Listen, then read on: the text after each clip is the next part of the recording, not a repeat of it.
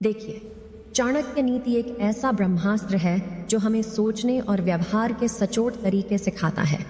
चाणक्य के सूत्र हमें अपने जीवन के समस्त पहलुओं को सजग रहकर संघर्ष करने की सलाह देता है। उनकी बुद्धिमत्ता और तकनीकी नीति आज भी समय के साथ चमकती है। चाणक्य नीति गृहस्थ जीवन के लिए एक मूल्यवान मार्गदर्शक है।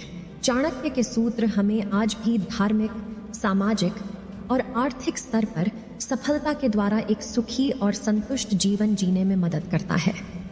यहाँ चाणक्य नीति के कुछ महत्वपूर्ण सिद्धांतों को गृहस्थों के लिए समझाया गया है।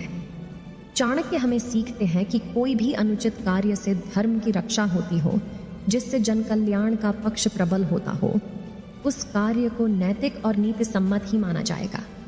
आगे चाणक्य हमें सिखाते हैं कि मूर्ख छात्रों को पढ़ाने से, दुष्ट स्त्री के पालन पोषण से और दुखियों के साथ संबंध रखने से बुद्धिमान व्यक्ति भी दुखी होता है।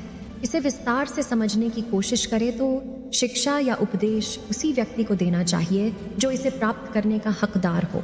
अन्यथा अनुचित व्यक्ति को उपदेश देने से बुद्धिमान व्यक्ति का समय ही बर्बाद होता है। इसका मतलब यह बिल्कुल नहीं है कि मूर्ख लोगों को शिक्षा का अधिकार नहीं है, पर शिक्षा सामने वाले की सीखने की ललक और उसके अपने सोचने समझने की क्षमता के अनुसार देनी चाहिए। आगे हमें चाणक्य बताते हैं कि दुष्ट स्त्री के हाथों पल रहा बच्चा भी आगे जाके दुष्ट ही होता है, क्योंकि उस स्त्री का संस्कार और उसके आचरण का उपभोग वो बच्चा करता रहता है।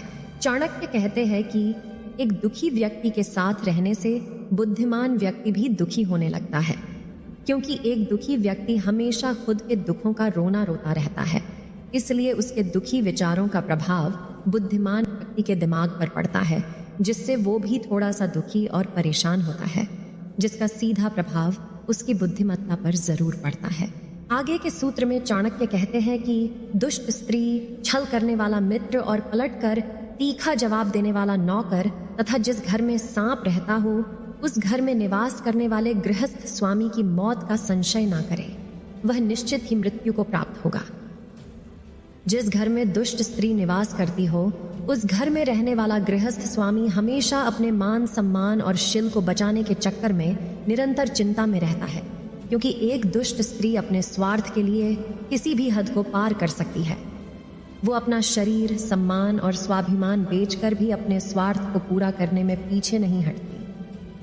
आगे चाणक्य कहते हैं कि ऐसा मित्र जो छल करने वाला हो, वो कभी भी किसी भी तरह का छल कर सकता है और उस गृहस्थ स्वामी को परेशानी में डाल सकता है, क्योंकि वो मित्र उस गृहस्थ स्वामी की सभी कमजोरी को बहुत अच्छे से जानता है।